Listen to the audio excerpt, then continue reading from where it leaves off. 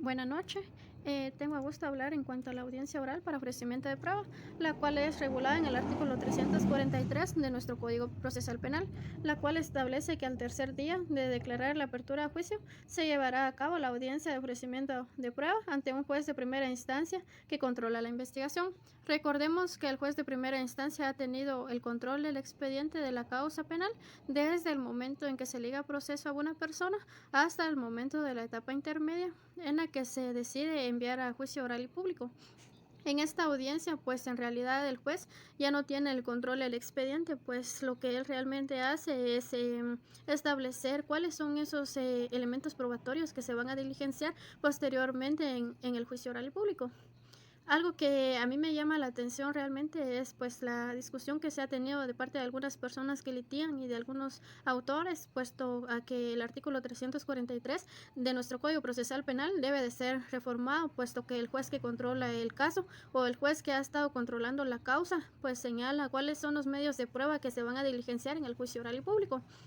Pues quizás sería correcto que en el propio tribunal de sentencia que éste pudiera hacer la observación en una audiencia que fuera previa al juicio oral, el que pudiera examinar cuáles son los elementos de prueba que se van a diligenciar posteriormente. Pues esto es una cuestión de discusión hasta el día de hoy, puesto que el artículo 343 no ha sufrido ninguna reforma y pues posteriormente o derivado de esto es que al tercer día de que se declara el auto de apertura a juicio, pues el juez debe de conocer sobre las pruebas que los sujetos procesales pretenden diligenciar en el juicio oral y público. Ahora, en cuanto al artículo 343, nos es claro de que cada uno de los elementos de prueba deben de ser individualizados en el caso de los testigos, de los peritos, de que deben de ser identificados en caso de los documentos, deben de ser adecuados en cuanto a su identificación. Sí, el juez tiene la obligación de establecer un razonamiento en cuanto a la prueba, si es útil, pertinente y sobre todo no abundante. ¿Qué sucede? Se debe de ser claro en cuanto a los hechos que van a ser examinados por los que se pretenden probar en algún momento por los sujetos procesales. El principio que rige dentro del proceso penal sabemos muy bien que es el principio de oralidad, pues el cual yo considero que pues en realidad hay que atender en cuanto a que algunas veces los elementos de prueba que se pretenden ofrecer son muy amplios en cantidad. Entonces, pues lo que se hace es generalmente que cada uno de los sujetos procesales al tercer día de señalada la audiencia, pues llevar una minuta o una guía en la cual sean señalados en cuanto a que sean señalados al juez y a los demás sujetos procesales. Y hablando de la audiencia del tercer día, pues en realidad muchas veces las carpetas de los tribunales son saturadas y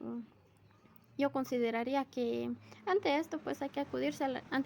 el artículo 153 del Código Procesal Penal en cuanto a la abreviación, es decir, que se abrevia el plazo en cuanto a que en audiencia en primero o segundo día o,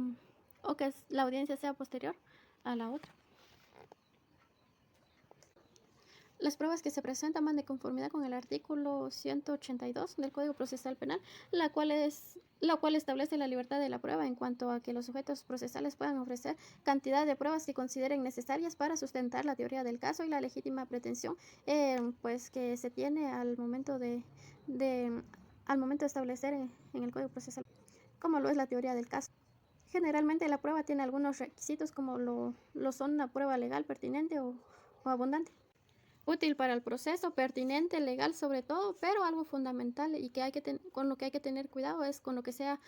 abundante, es decir, que si se pretende probar con un hecho,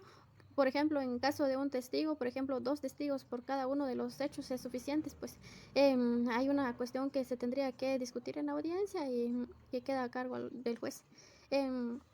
En algunos casos, pues hay jueces que en el diligenciamiento lo que hacen es aceptar cualquier tipo de prueba que los sujetos procesales ofrecen. De ofrecer las pruebas, pues el juez lo que hace es aceptar las pruebas que son útiles, legales y pertinentes y que considera que no son abundantes y después señala la fecha en la que se va a llevar el juicio oral y público, dependiendo también de la coordinación previa ante el tribunal de sentencia. Pues entonces en este momento la función del juez de primera instancia posteriormente envía al tribunal de sentencia para que éste pueda darlo a conocer y por parte de ellos. Y los sujetos procesales, los medios de investigación quedan, quedan a disposición del tribunal de sentencia. Y en ese momento, si los sujetos procesales tienen alguna diligencia o requerimiento previo al juicio oral, deben de abocarse al tribunal de sentencia, pues por parte de la ley se establece lo específico para establecer si se hace necesario que los jueces del tribunal de sentencia, ya que al juez luego se hace necesario un tiempo específico para poder establecer si es que se hace necesario recusar a algunos de los jueces ante el tribunal de sentencia. Ante esto, el juez emite una resolución en la que no solamente aprueba la prueba, valga la redundancia, sino que aprueba para el juicio oral y público y posteriormente señala una fecha y menciona el nombre del juez que va a conocer el caso. Esto para efectos posibles de recusación.